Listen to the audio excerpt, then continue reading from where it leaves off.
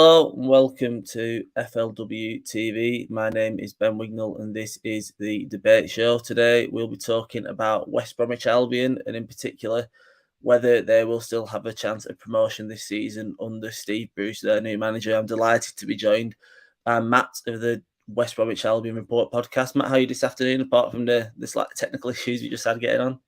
Yeah, I think the issues you just mentioned there make sort of replicate Albion's form, so it's quite fitting. It's apt. Very fitting, yeah. Well, if any West Brom fans are watching and want to give us your thoughts on Steve Bruce and what's currently going on at the Hawthorns, please do leave a comment on Facebook or YouTube and please leave a like on the video. It always helps with our algorithm. With that being said, let's get into it.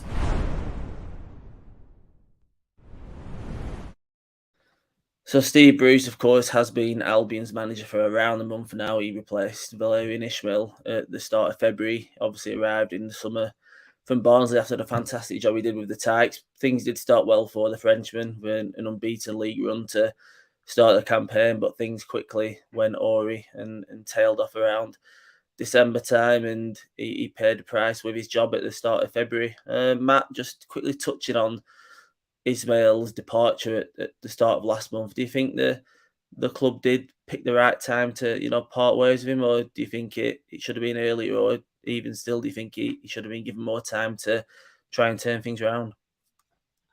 I mean, hindsight's a wonderful thing, and you can now argue that perhaps Ismaël might have been able to generate better results than Steve Bruce has. However, I do believe the decision itself was the correct one, and it was an inevitable decision once we'd lost against Preston and Millwall. Fans had turned, and the playing squad had turned. Obviously, high-profile fallings out with the likes of Snodgrass and Sam Johnston. So I think it was inevitable that Ismaël was going to be sacked. You could actually argue that the timing could have actually been done even earlier. I mean, equally, it would have been harsh if you're sacking a manager when he has you around top 3 or 4 in the league. But results and performances, for that matter, have been dropping off for quite a long time. So if you give Steve Bruce a window, can he get a few more bodies in, perhaps better than what we've got now? Possibly so. So there's probably an argument to say, yeah, it could have been done even earlier. Yeah, Bruce obviously came in quite swiftly, didn't he, at the start of February to replace Ismaël. Suggested that, something it might have been in the pipeline for a good week or so before Ismaël did end up departing. Obviously, Bruce taking away what happened at Newcastle. He's a man with 4 championship promotions to his name. And bearing that in mind, Matt, did you expect, an immediate turnaround in fortunes on the pitch when he came in? He does seem to get the best out of squads at this level on a more long-term basis. But in the short term, did you expect an improvement in results under Bruce? I mean, you said it yourself perfectly there, Ben. He's got a track record of getting the best out of players at this level in this division, and therefore, yeah, I did expect at least better than what we've seen in the last month or so. I mean, he's overseen 5 games. We haven't won one. We've drawn 1 and lost the other 4. I think it is. So I think anyone would expect better than that, if I'm honest. But especially with his record, and I think Bruce was hired on the basis that he would get a bounce, and he would, as hard as it is to obviously change a losing team to one which goes on a run and wins 5 or 6 in a row. That's what he was appointed to do, and he hasn't done that. And I think it's made equally infuriating when you look at the likes of Chris Wilder and Steve Cooper, who came into their respective clubs and did just that. Yeah, you're right in saying that Wilder and Cooper made an immediate impact with their clubs, and they're obviously 2 teams that are now above West Brom in the table. The impact that Bruce probably should have had at West Brom has not happened just yet. 5 games in and 4 losses and 1 draw with just 1 goal scored as well. It seems bizarre considering the attacking talent at the club's disposal. Matt, why do you think nothing's really changed in the last month, despite the managerial change? And, do you think the performances are better or worse now than under Ismaël? The fan base are really critical of Ismaël's style of play, and obviously the results came towards the end and, the criticism even favoured. But are the performances under Bruce even worse than what we saw at the end of Ismaël's reign? I mean, I'd probably say they're not any better, and I would be inclined to go as far as saying they are worse. I mean, the results speak for themselves, Ben, and whilst you can probably accept not beating Sheffield United or Middlesbrough, two teams that are on great form at the moment, Blackburn, I'll add to that too. Losing 2-0 to Luton, losing 2-0 to Swansea, performances, results, they've not got any better. And I think the players have to take a big responsibility for that, not only Bruce. Yeah, the results we've just talked about, I've seen West Brom drop all the way down to 13th position. It was only around December time where the club, were still in an automatic promotion race, but there's been an almost cataclysmic slide since then. Looking at it now, Albion are 13th in the table on 46 points, and Luton are a team who recently did beat Albion 2-0. They're in 6th position now on 54 points. So it's now an 8-point gap between Albion and Luton, and 6 of the teams above, West Brom, have got a game in hand as well on the Baggies, and including the Hatters as well. Are the playoffs, Matt, still a realistic achievement this season? There is always a championship team at the end of the season who go on a run and make a case for it, but is there perhaps too many teams in between, the final few playoff spots and West Brom to, make that run? I'd say so, Ben. Yeah, I very much so. I think Albion are heading towards the bottom 3 as opposed to the top 6. If I'm totally honest with you,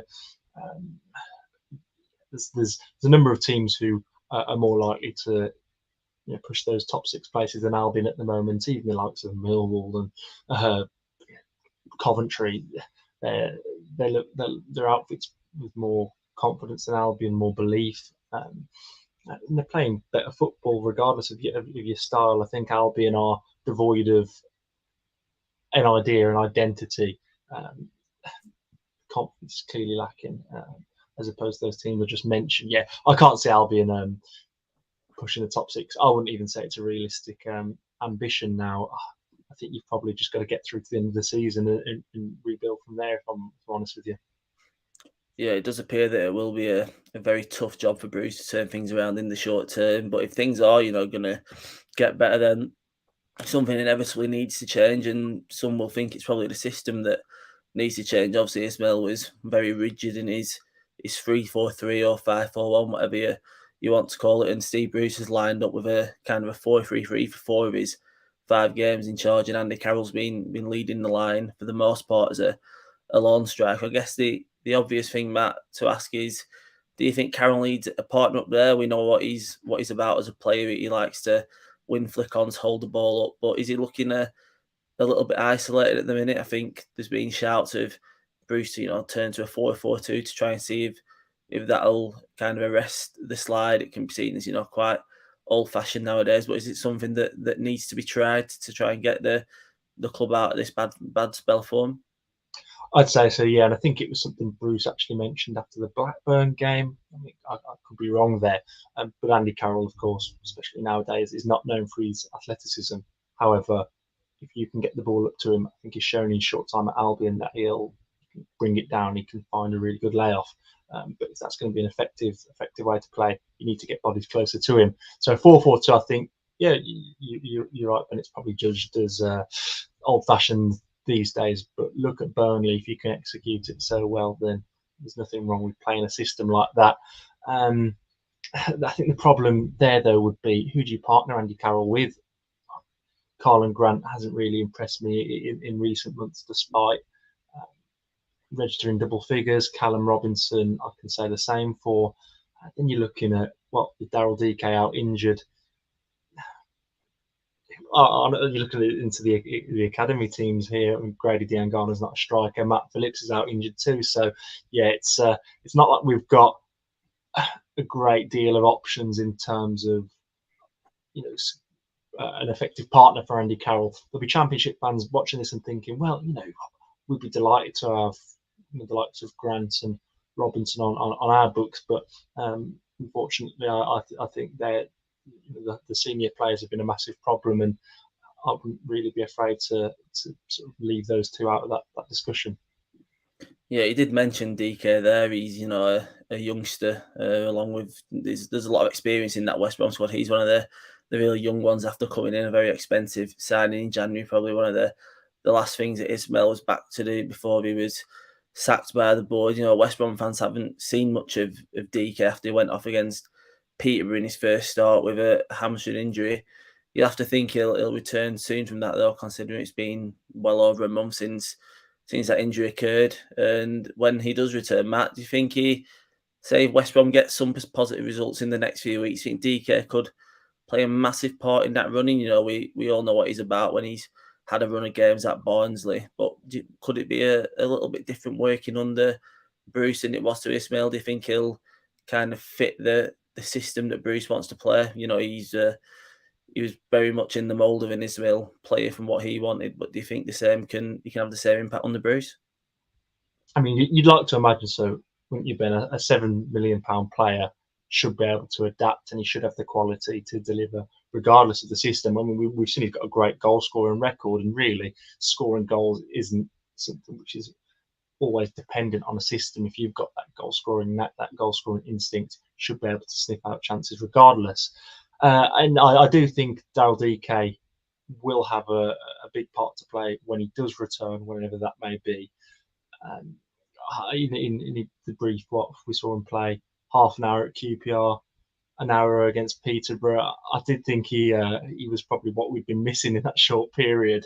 Valérien Ismaël probably would count himself extremely unlucky not to have had the chance to actually line up with his talisman at the Hawthorns. But I said, yeah, from what I'd seen, it was the way he was holding the ball up, the energy he displayed up from the way he'd link up play and getting on the end of crosses. I can think of a couple of occasions where I thought, oh well, those are the opportunities we've not had anyone really there for. Jordan Hugill was hopeless, and then you're looking at sort of inside forwards and the likes of Robinson and Grant. So Daryl DK was that sort of talisman, that focal point that we missed.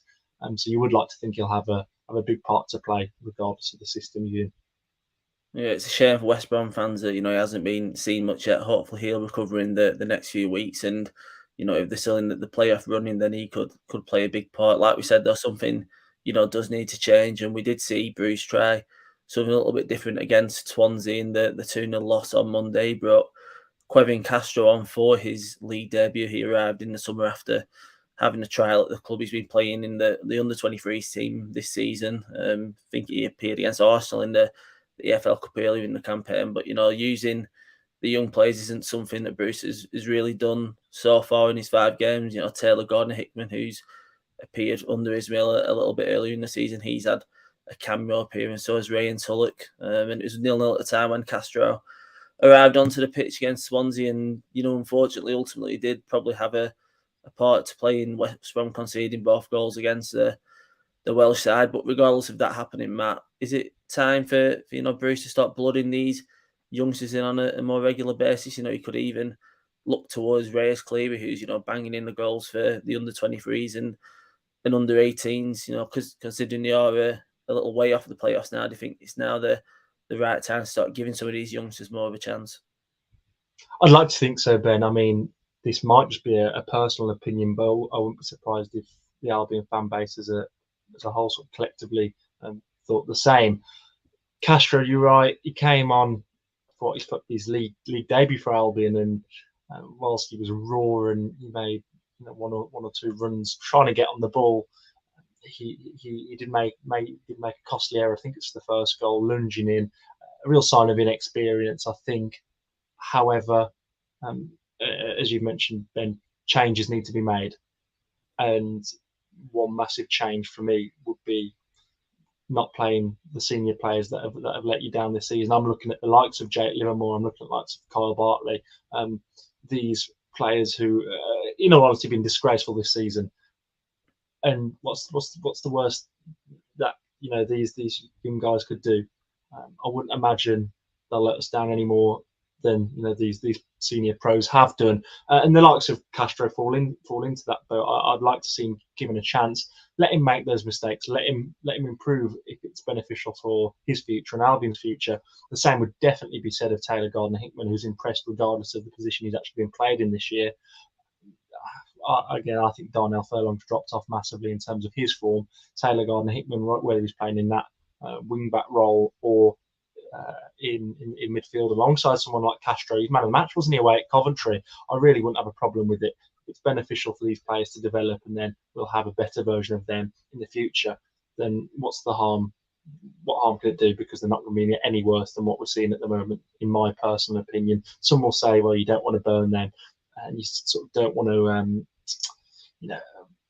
sort of give them a negative experience in front of a demanding and an unhappy crowd. But you'd like to think senior game time will only help their development. Yeah, it will be interesting to see if Bruce gives a few more youngsters a bit more of a chance and more minutes in the coming weeks. And if the season doesn't pan out into a late playoff push, then maybe they will get a few starts at the end of the season as well. Another interesting topic that came up in February, there's a few free agents linked to West Brom, the likes of Jack Wilshere. He was linked before he made his move to Denmark, and also Mo Diarmi, who played for Steve Bruce, Hull City.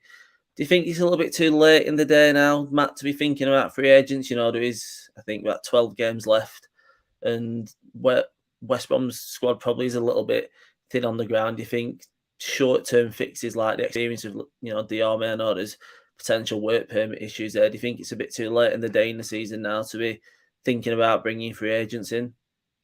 I'd probably say so, yeah. I mean, when these rumours initially surfaced back in, the start of February, you could probably argue a case for them. However, now I think you probably would be better off just giving those aforementioned young players a real run in the first team.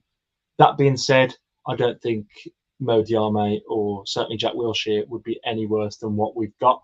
Perhaps targets you could look at for next season. Again, I'm not sure what the situation is like financially right now at the club, but I don't think they could do any worse than, again, what we've seen this season. Sorry, this probably is turning into more of a rant with me at the senior players, but honestly, I wouldn't see any harm in handing contracts to the likes of Jack Wilshere, maybe a pay as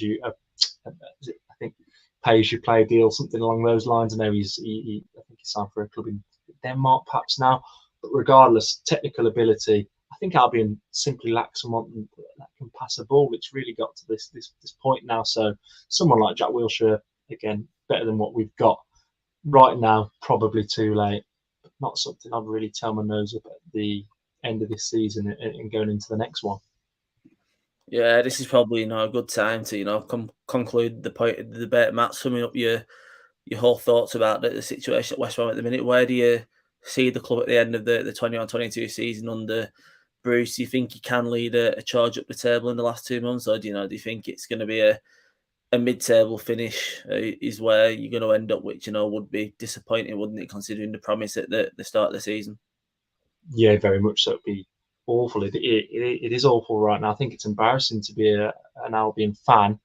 And if I'm honest with you, Ben, I can't see it improving, or certainly from what I've seen of Steve Bruce's reign so far, I really can't see Albion pushing up the table. I wouldn't even be surprised with a bottom half finish. And as you mentioned, for the squad that you've got on paper, regardless of my opinions and the rest of the fan base's opinions on watching these players week in, week out, on paper they are better than a lot of these championship squads.